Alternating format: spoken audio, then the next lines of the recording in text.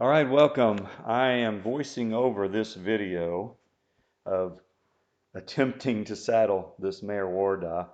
And the reason I'm doing the voiceover, if you've been watching the videos last month or so, I've had several technical problems with microphones and cameras and things like that, and they're not quite worked out. We're getting close, but I ended up just having to do a voiceover for this one. And so I've done everything I can to prepare this mare for saddling.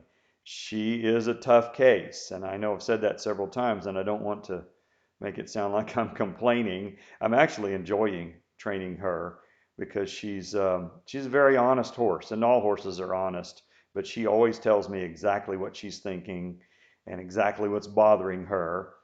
And again, she's 9 years old. We did find out since the first video, the owner found out that she was born in captivity. She, her mother was captured and was already pregnant, and so this mare was born in a holding facility in Oklahoma 9 years ago, and then was adopted out at a young age. I'm not sure if that's good news or not.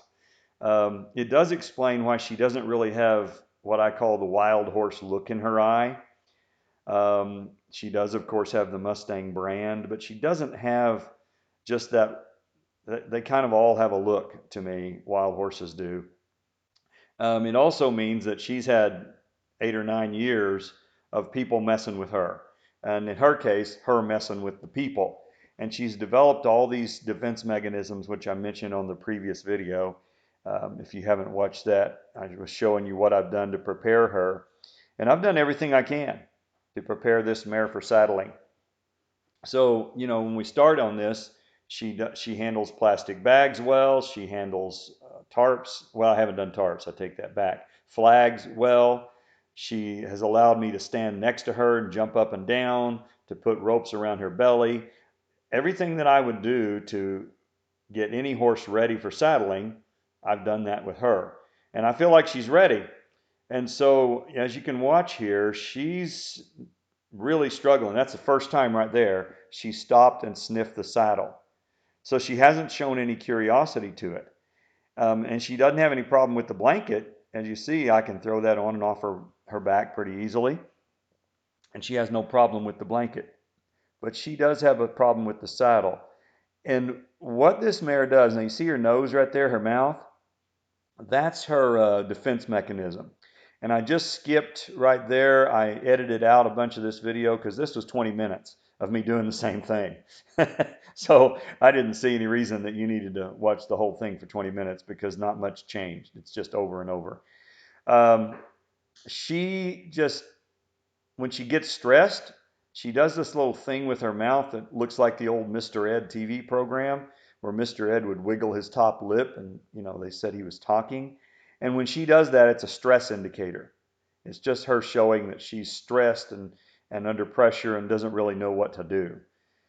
And so I see that. I can kind of gauge how much pressure she feels by whether or not she does that. And so she's handling the blanket. I couldn't get the saddle on, so I thought, okay, let's go back. Let's go back to the blanket and we'll start over. As I think back over my decades of doing this, every horse I've ever had that would handle the blanket, once they could take the blanket, the saddle wasn't that big a deal. Most of them didn't see a whole lot of big difference between the two. Something on their back was something on their back. But with her, she most definitely can tell the difference. Now, right there, what she's doing, you see her moving her head to the left? She's blocking me. That's her head shy thing, where she would block me and keep me in her left eye. And then as soon as I kind of forced her to let me in the right eye, she walked off. And that's her nervousness. So she has all these avoidance things that she does. And these have worked for her for 8 or 9 years. And I can only guess how many people have worked with this mare. I don't know, of course, or what their skill level was. They certainly had some skills because the mare, when I got her, she knew how to round pen. I think she'd probably been round pinned to death. Uh, she knew how to lunge, and I think she'd been lunged a lot. And the reason I think that is because she would run 1 or 2 rounds and then stop and face you. And so you could tell that she had learned that that was the way that she knew to stop. You could tell she'd done it quite a bit. And what's happening there, she won't let me touch her side with the saddle. So she's doing all of her avoidance techniques, trying to avoid that saddle just because she's scared of it. So this tells me one of two things. And there she's licking her lips. So when I took the pressure away, she went, "Good, thank you. I suppose you're going to leave now." I think it's over. This tells me one of two things. Either A, she's never been saddled before, which I'd say is the most likely scenario, or B, she has been saddled and she had a very bad experience with it, and that's why she's avoiding it. And a lot of times people automatically assume abuse. When a horse has a problem with something, I've had many people say, well, she must have been abused because she does this.